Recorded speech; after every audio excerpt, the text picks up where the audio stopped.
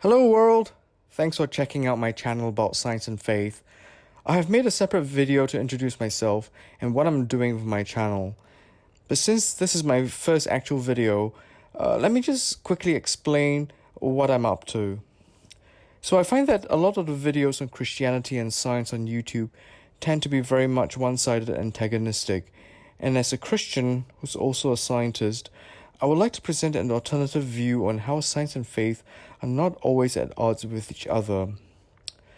So what I decided to do for my channel, at least to begin with, is to feature videos where I respond to other people's views that I don't necessarily agree with. I thought to start with one of the most famous and infamous critiques of religion, and also someone whose book inspired me to be a biologist many years ago. His name is Professor Richard Dawkins.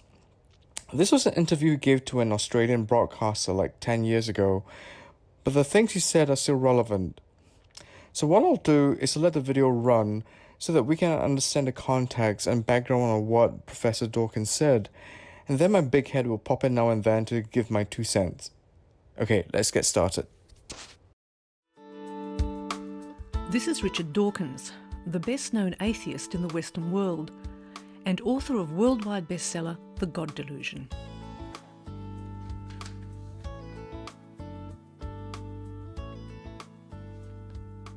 I'm pretty hostile to organised religion. I'm pretty hostile to religion where it is thrust down people's throats.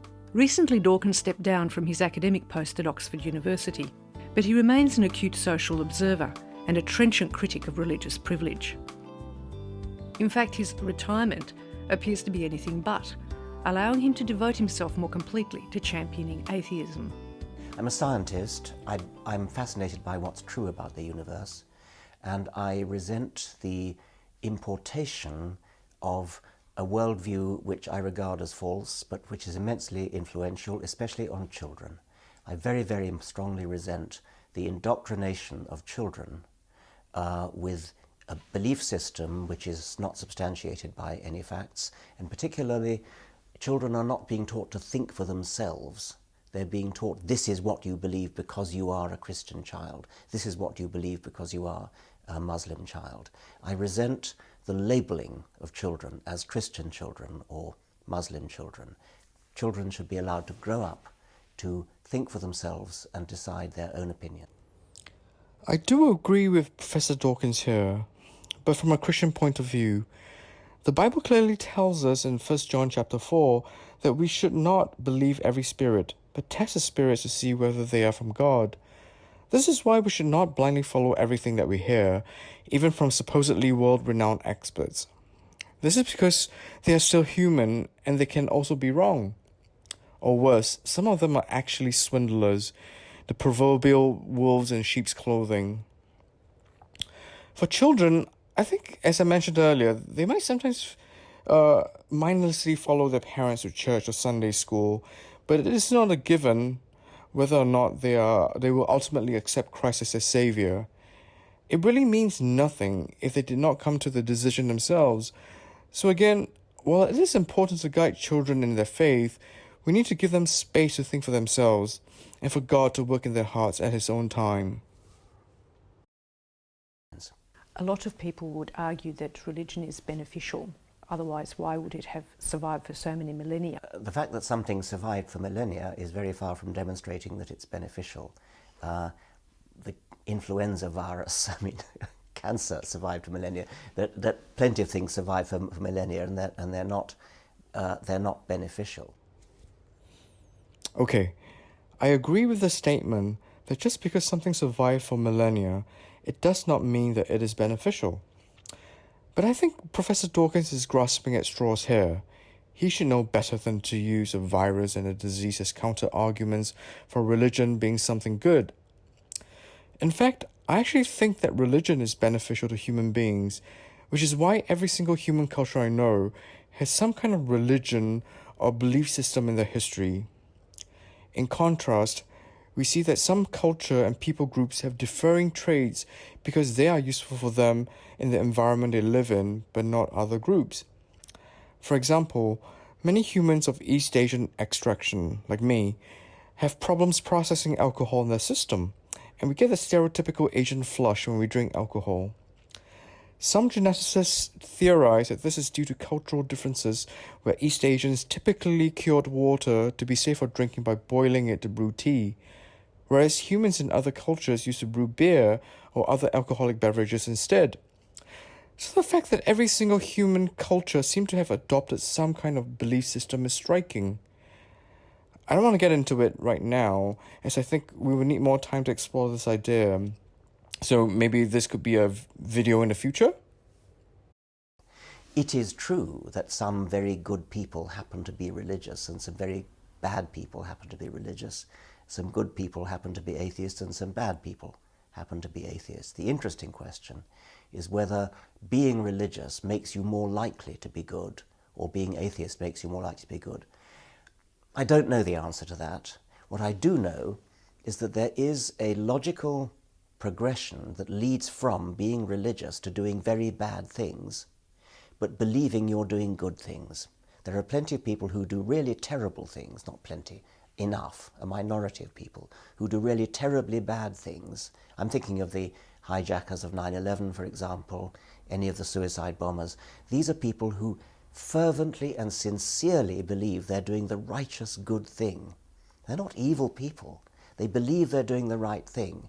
They believe that that's what their God wants them to do. So there is a logical progression that says, because of my religion, I'm going to do this thing, which I regard as good, everybody else regards as terrible. I don't believe there is such a logical progression that says, because I'm an atheist, I'm going to do this thing. I guess his point is that religions can lead people to do evil deeds by making them feel that they are justified in what they're doing and that they are actually pursuing the greater good. But atheists, by virtue that they do not have a deity to worship, will not be in danger of 9/11 levels of atrocities, for example. But is this true? I don't think Nazism was driven by religious fervor.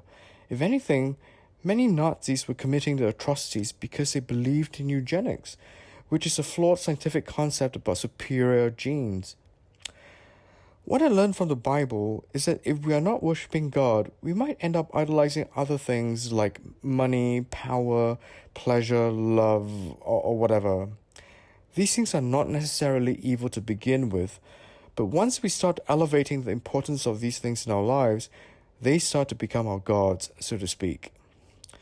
Which is why Christians also have to be extremely careful that when we are pursuing these good things, that we do not elevate them above God. So even if atheists don't profess to worship any one God, they might still be inspired by these unseen idols to commit evils. Just think about how many lives have been destroyed because of money, power, drugs, or alcohol. Man is fully capable of doing evils by ourselves. And guess what? The Bible told us so as well.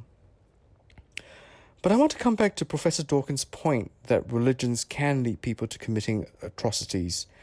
There is some truth in this statement, as we have witnessed in history. As they say, the road to hell is paved with good intentions. I can't speak for other religions, but for Christianity, I see that some of the evils done in the name of God are due to misinterpretation of the Bible, or more insidiously, because the perpetrator is using God or exploiting God's people to fulfill his or her greed or prejudices. This is why I want to emphasize to Christians that when we hear supposedly godly messages that call on us to spread hate or violence, that we need to always check back with the Bible to determine whether these were spoken in God's Spirit, and not be persuaded by what other people around us are saying. If we still have any doubts, I would say to just look to how Jesus lived when he was on earth. He is the Son of God who spent his days on earth loving, serving, and teaching sinners, tax collectors, prostitutes, and the rejects of the society. Just remember that he is a role model for us, the supposedly little Christ. I don't want to make this into a sermon, so I'll just leave it as such. And is the difficulty with those people, in your view, the fact that they are not actually open to the persuasions of reason? Is that the problem? I think it is the problem. I think it stems from early childhood indoctrination. They are so absolutely convinced that their God is the only God, that therefore the cause of that God is the righteous cause, that nothing is too terrible. Killing people is okay, because that's what God wants you to do. That sort of attitude is, as you say, not open to rational persuasion, or it's very hard to counteract it by rational persuasion. Okay, I will say this again. As Christians, we're not to believe everything we hear, even if they are from our pastors, elders, or even family. We need to develop a personal relationship with God, and through reading the Bible and prayer, start to know personally God's character and His truth. Of course, I'm not saying to ignore others, because God can also work through others to guide us. But we really need to be discerning about the things we hear, read, or see for ourselves, and determine whether it is describing God's will. Also, keep an open mind. I think I might make some church elders nervous saying this, but don't assume that the church you grew up in, or the one that attracts like a gazillion worshippers every Sunday, is always right. There are differing viewpoints in many doctrinal issues, and many godly men who have PhDs and spent their entire lives studying the Bible have written books that claim that interpretation is right while others are wrong. So who do we believe? I would say to try to read and learn as much as we can, while keeping an open mind about these ideas, and be ready to ask questions. Don't feel embarrassed if something you read seems to rub you up the wrong way. This can also be how God prompts us sometimes, and this can be how we can get started to investigate the truth. We showed Richard Dawkins a copy of the Compass Atheists program screened in Australia, and he viewed it before agreeing to give this interview.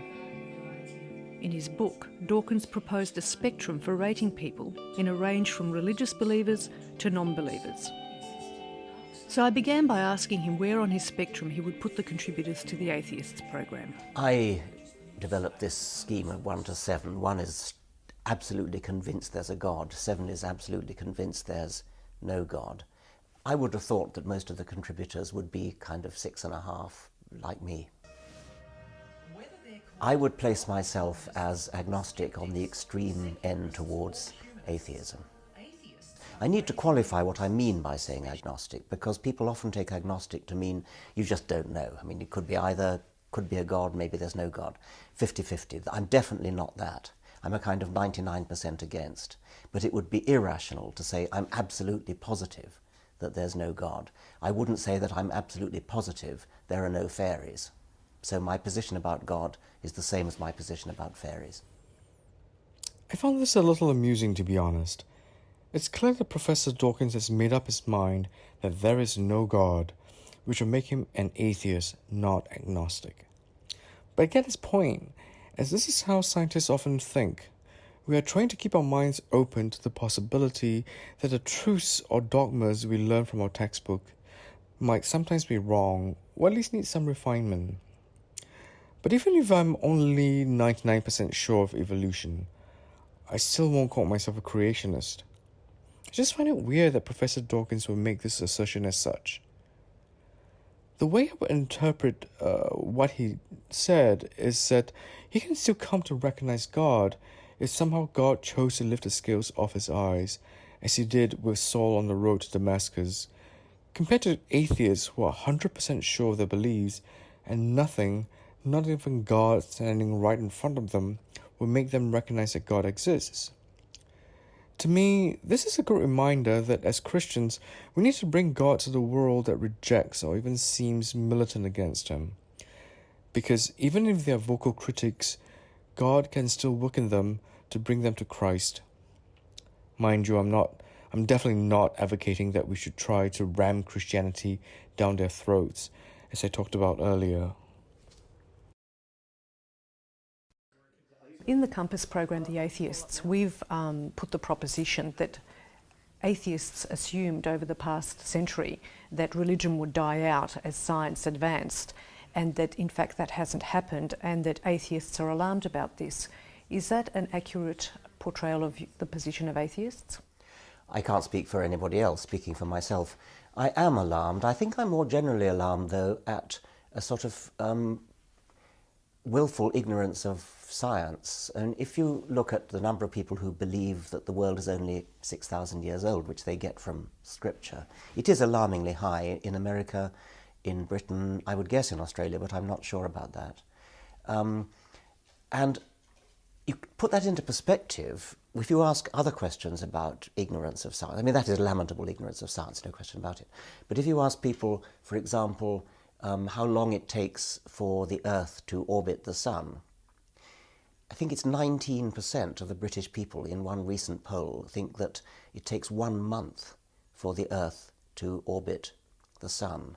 I think it was 27% of people in Britain think that early humans walked with dinosaurs. So I put the creationist problem in perspective of a terrible ignorance of science, which may be almost a hostility to science. I'm not really sure whether it's a particular problem of religion or whether it's a general problem of just plain ignorance. Regarding creationism, well, it's kind of obvious from my statements so far that I'm a proponent of the old Earth model, and that I believe that the Earth is billions of years old, and that evolution was a process by which different organisms came about. And yes, I am still a Christian, and there are a number of us out there who think the same way. I will talk more about this in the future, but in short, while there are definitely some areas I cannot yet resolve with evolution and the Bible, I feel that the Bible and what we can learn about the world through science are parts of the greater truth from God, and we will need them both to understand God. For this reason, I definitely agree with the fact that there is a need for more understanding of science, mainly because science has progressed so fast and in so many different areas that it's even hard for people in science to keep up with it, much less with the general public. This is part of the reason why I feel that it is so important for scientists to keep the public informed about the advances in science. Especially for Christians, we need to bring more science into the church because the world is created by God, and science is one way in which we can explore and appreciate God's glory through His creation. There should not be any reason why science and the church should be seen as antagonistic. And would you agree that religious people and religious movements are becoming more activist politically and otherwise? Undoubtedly, in the United States over the last 8 years, in the Bush years, we have had a terrible resurgence of religious political activism and seizing power. Religions are enormously powerful. I mean, in Britain, we still are, in a sense, technically a theocracy because we have an established church, we have bishops in the House of Lords, the Queen is the head of the Church of England. But as you said in the programme, church-going is declining in Britain, so you might think that there wasn't too much of a problem. On the other hand, religious people do seem to have a kind of free pass into discussions, into not just in the House of Lords, but in television debates, any sort of parliamentary committees, any sort of royal commissions on anything to do with morals. You tend to get representatives, not of just one religion, but of several different religions. Religious organizations automatically can get charitable status, almost no questions asked. If you can say that you're a religion, right, that's it, you have charitable status, you don't pay any taxes. Whereas if you're a non-religious charity, you have to jump through any number of hoops in order to get charitable status. I know this because I've just started a charity myself. It took me nearly 2 years to get it through. And I had to answer questions like, kindly inform us how science benefits humanity. A religious organization doesn't even have to ask the parallel question. And what are the harms or the problems that you see from religion having a place at the table, such an assured place at the table of our social institutions? On those moral questions like abortion, stem cell research, they bring their bigoted views and they influence Parliament, they lobby Parliament, they influence public opinion. Scientific research was seriously held back in the United States because of religious lobbying. But I'm more interested as a scientist in the subversion of education, the substitution of an alternative worldview which has no basis in fact, which actually detracts, subtracts from the beauties of science, which science teachers want to get on with imparting to children. Now, regarding his point about science being held back by religion and their bigoted views, what I would say is that I'm actually kind of glad that someone brought up the question of ethics and morality in science. I would like to believe that most scientists are well-meaning, but I will repeat this quote: "The road to hell is paved with good intentions." And let's not forget that some of the most heinous atrocities perpetrated by the Nazis were the horrific experiments done on humans.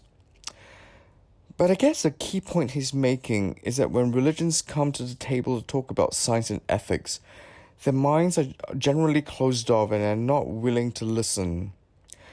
But ironically, I would say that Professor Dawkins' views on religions are as bigoted as they come. Still, this is another reason why I'm keen to promote science in the church, so that Christian leaders can make informed decisions and arguments based on clear scientific insights with a good understanding of God's will. Having said this, I do agree with his views on education and how it should not be hindered by religion. As much as I love the Bible, it is not a scientific textbook.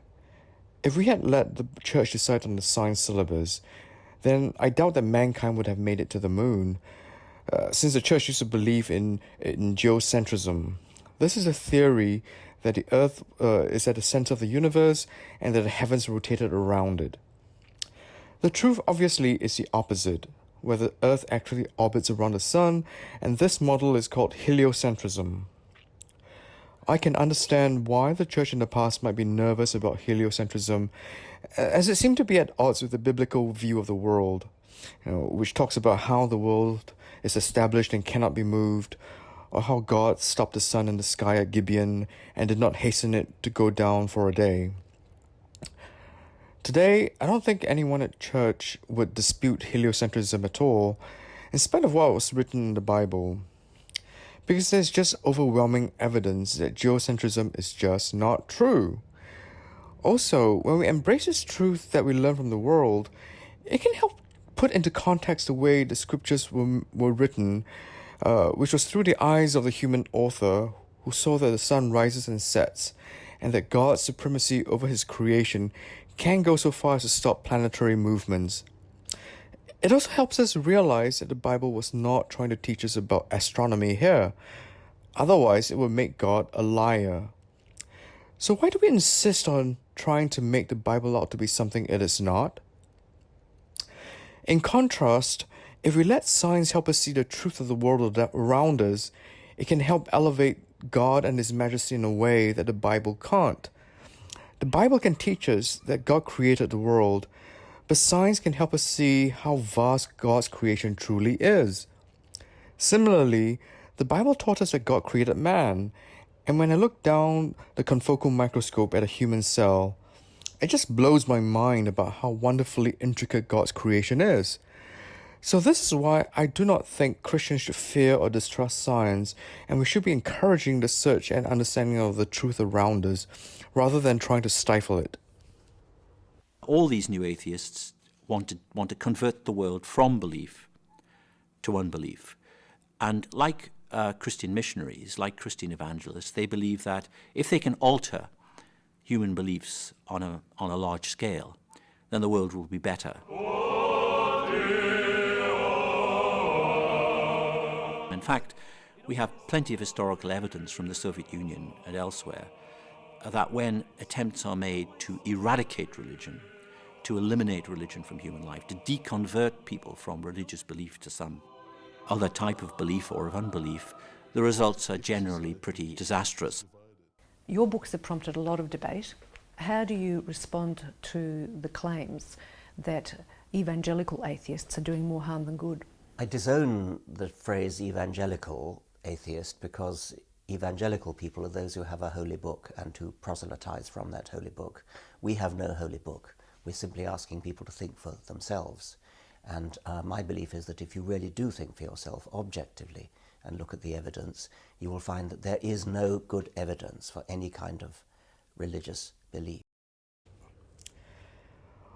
Well, if what Professor Dawkins means by objective evidence is to be able to walk up to God's house, knock on his front door, and then joining him for tea, then I would tell him that there is actual objective evidence for God, because we would have been able to walk, touch, and even eat with Jesus if we were born more than 2,000 years ago around Jerusalem or thereabouts. There were supposedly more than 500 people who witnessed his resurrection, and many more who witnessed the miracles that he and his apostles had performed. Again, this was more than 2,000 years ago, and unfortunately even then, there were people who refused to believe in Jesus' divine nature.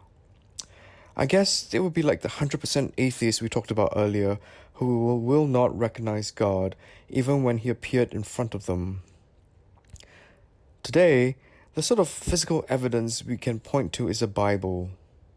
Unlike, for example, historical proof of the Egyptian pharaohs, where we can actually see and touch their remains, Jesus actually rose from the dead, and so we can only rely on historical texts that doubting Thomas actually got to touch Jesus' wounds. But just because we don't have empirical evidence to prove something, it does not mean that it cannot be true. Interestingly, this is like the argument that evolutionists use against creationists, but this time flipped around. It's like when creationists criticize evidences for evolution by saying that there are missing links in the evolutionary chain, and so evolution can't possibly be true. But this is because the fossil evidences have yet to be found, or maybe they did not survive millions of years of degradation, not that they did not exist at some point. In the same vein, just because we can't have tea with Jesus now, it does not mean that he did not exist. I can understand why scientists might find this hard to accept, because we are generally only comfortable with the empirical, and it's easy to have the attitude of, I'll believe it when I see it. You know, I can sort of imagine this is what it could be like trying to explain why the earth is round to a flat earther who sort of insists that he will only believe in what he can see and touch. Now, that's not evangelizing. That is simply saying, think for yourself. If it were true that asking people to think for themselves was counterproductive, then I'm sorry, but I'm not going to restrain myself from saying, please think for yourself. I'm not saying you must believe X, Y, and Z. I'm saying I'm not in a position to tell you what you should believe, and nor is anybody else. You should think it out for yourself. Here's the evidence. I can help you to find the evidence. Here are these books, here are these libraries. Go into the library, read it up for yourself. Think for yourself, come to your own opinion. Yep, I totally agree with Professor Dawkins here. The Bible shows us the character of God, and we see that he does not compel people to believe him in at all. When Jesus came to earth, he did not tell parents that they have to force their kids to become Christian. If anything, Jesus did it the hard way by traveling all around the region to teach and to live out the Gospels, because he wants us to choose to love God. I guess it might be painful for parents to think that their children might not be with them in eternity, or more insidiously again, it could be a face thing, because it would be a negative reflection on them if their children rejected God. Well, whatever the motivation, compelling others to become Christian might have the opposite effect on them instead. So please don't do it. Each of our faith is between God and ourselves. But is it futile to try to persuade people who are effectively brainwashed, who have strong psychological, not rational reasons, but irrational reasons for holding on to their beliefs? If it's futile, then that's unfortunate, but I don't think it's a reason for not even trying. I think it would be defeatist and rather cowardly just to say, oh, it's futile, and rather actually, almost condescending, almost contemptuous to say, you're too stupid for me to argue with you. I would never wish to say that. Ouch. That's all I can say.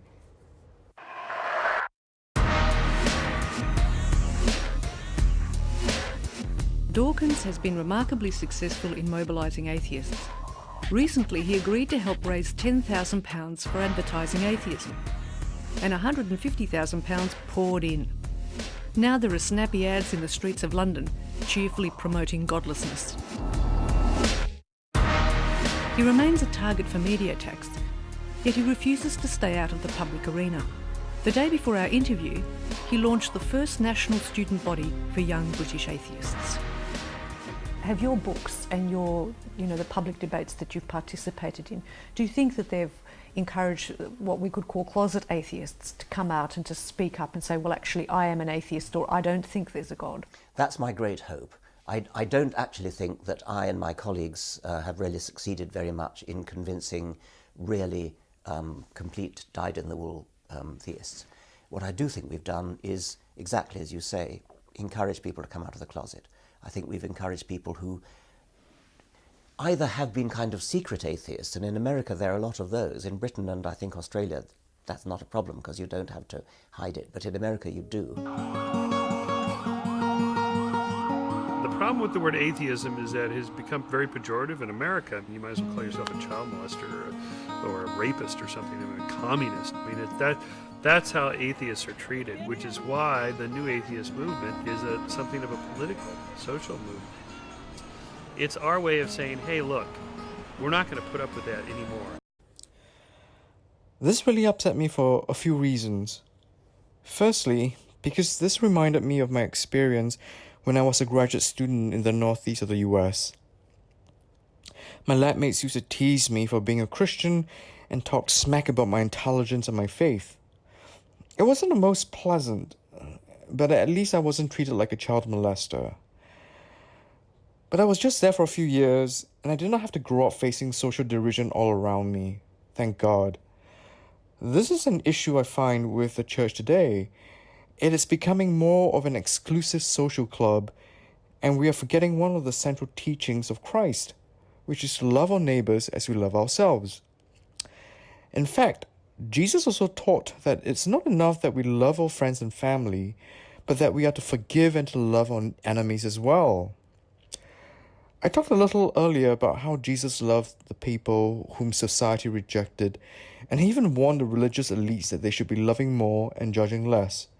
But 2,000 years on, it does not seem like we have learned our lesson.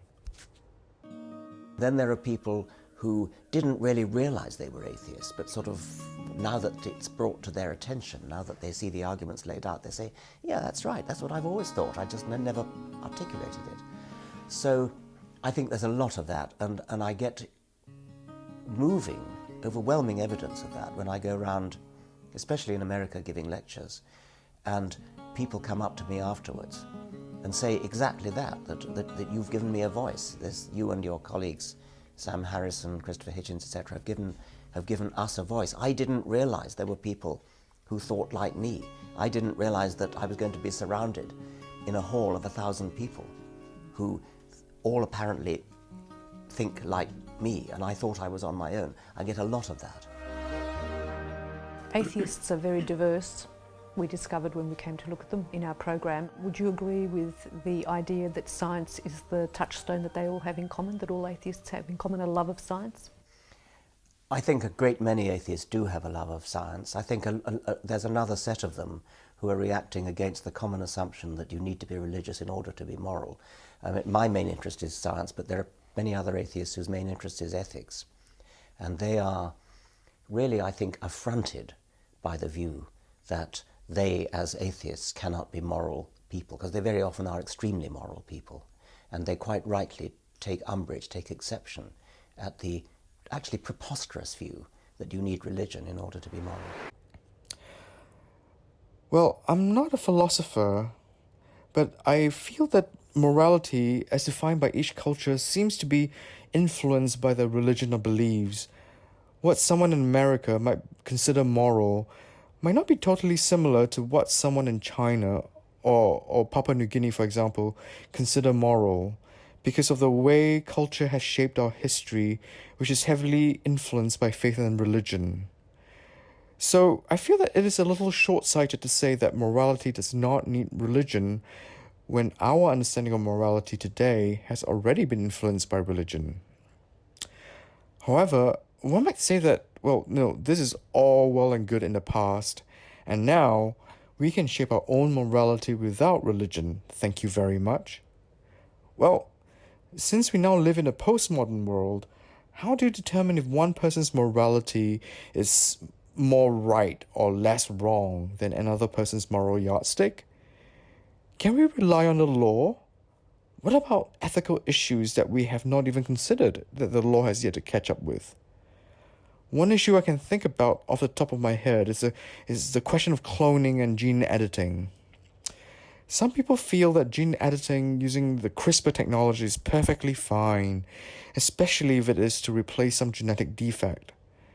There is already a scientist in China who recently claimed that he helped to make the world's first genetically edited babies. But there are also many people who feel that this is not ethical, as this could pave the way for designer babies. So who is right? What yardstick can we use?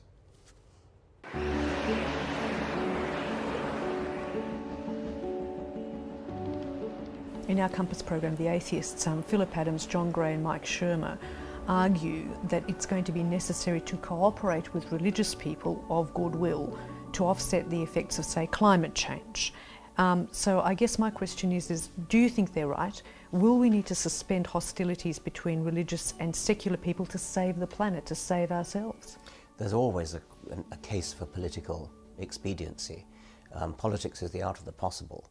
And so you're trying to get something done, save the planet, save the Amazon rainforest, stop global warming. Of course, we've got to cooperate with people of goodwill. I mean, even in the field of my own field of evolution education, I cooperate regularly with bishops to try to stop the infiltration of creationism into British schools. So yes, there are arguments of political expediency, and I see the force of them. Is there anything to fear in a universe that's empty of a sky god? Well, I find it an extraordinary idea that because we have existential loneliness, that somehow that affects what's true. I mean, either there is a God or there isn't, and the fact that if there isn't one, it makes you feel lonely. Well, tough. I mean, what's that got to do with anything? Either it's true or it's not true. Okay, I just want to point out something. One thing the Bible tells us is that man was made for God in his image. As such, we will never feel fully satisfied in life until we find God, whether we know it or not. I theorize that this can be why humans throughout the ages have always found a need to find some form of deity to worship. We are just born that way, to quote a modern poet. But logically, I understand Professor Dawkins' point. If God does not exist, it really does not matter if it makes us feel lonely or maybe incomplete. But logically also, if God cannot be disproved, why reject God? Especially if believing in Him can bring us the greatest joy and fulfillment? Let's stand up and face up to the truth. Now, I don't feel existentially lonely, or if I do, it's rather an agreeable feeling. It's a feeling of looking out at the stars and thinking, maybe this planet here is the only place where there's life. We don't know that, but maybe it is. In a way, that's a grand feeling. It's a magnificent feeling, far more poetically moving, I think, than the pokey little feeling that this is all there is this world here is all there is, and that somehow it's all there for the benefit of humanity, and animals were put here for the benefit of humanity and things. I'd far rather face up to the truth, and if it makes you feel a bit lonely, that's tough, but the truth is bracing. I think this is an area that Christians and atheists can agree about, that the universe is vast and magnificent, and all of us can appreciate that. I think the difference is that it feels even more amazing for Christians when we think that the God whom we enjoy walking through life together also created this entire universe. And as tiny as we feel in this vastness of space, it's mind-blowing to think that the creator of the universe knows us by name, even when we were still in our mother's womb. This is a God we worship, whom we call Abba Father. Well, I will stop my commentary here, because the rest of the video is where Professor Dawkins talks about his admiration for Darwin and not much more about religion, so I'll leave you guys to enjoy the rest of the video by yourself. Also, I just wanted to reiterate what I said in my introduction, that this is the first of a series of my responses to videos from atheists and also from Christians, mainly just to provide a different perspective from a Christian who's also a biologist. There are certain aspects that I agree with Professor Dawkins, but I also had a lot of choice words from my fellow brothers and sisters in Christ. Looking back at the impact we have left in our historical landscape, I just think we need to own up to our sins and to do better to represent Christ on earth and not hide them. God had no issues listing out the sins of the early churches in the Bible, because that was the truth, and hiding the misdeeds of the church and our lives would just widen the chasm between us and God. And it's only by recognizing our failings and weaknesses that we learn how much more we need God in our lives. I would also like to address a greater point that Professor Dawkins was actually alluding to throughout the interview. He was making the assumption that if we are free to think for ourselves, we will not choose to believe in any religion, including Christianity.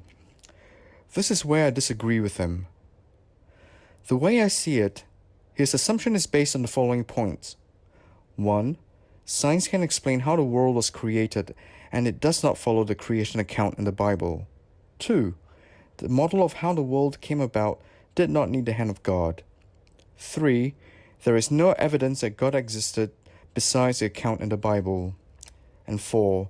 The Bible is not a reliable text. What I would say at this point is that while science does help us to see the process by which the world came to be, it does not actually show if there was an architect behind it who designed it all and set the world in motion as it did. It may seem that evolution did not need God to bring about a human being from a single RNA or DNA replicon, but can any scientist be sure that God's guiding hand was not at play? Theoretically, nobody can disprove that an immortal chimpanzee can randomly bang on a typewriter and create Shakespeare if given millions or billions of years. But just because something could have happened that way, it does not mean that it did happen that way. Evolution could have happened by pure chance, but there is no way to rule out the possibility that God might have had a guiding hand in it. Creation scientists have turned to the idea of intelligent design recently, and while I think that their evidences are not strong enough to prove God definitively, the critiques of intelligent design are generally only able to argue against ideas like irreducible complexity and fine-tuning, but none of their arguments can disprove that an entity that is beyond our dimension of perception did architect and create the world in this way. And this is one reason why I can stand here to say that I'm both a Christian and a scientist. God cannot be disproved by science.